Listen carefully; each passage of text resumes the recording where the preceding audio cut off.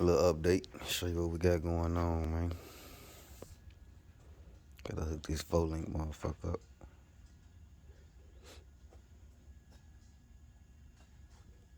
It's gonna be fun. Cause I want them hoes tucked all the way up in there. All the way. I know that inside. Don't worry about all that.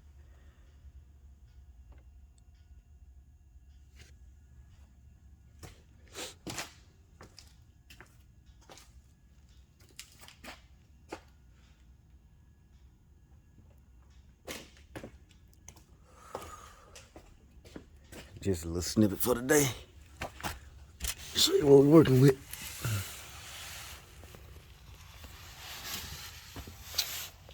Well,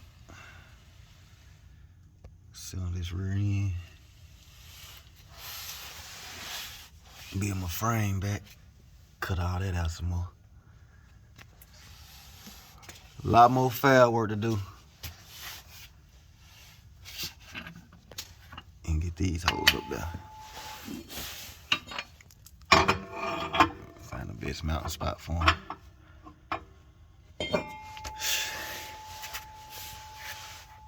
Like I said, stay tuned. Be patient with your boy. We coming though, CTE.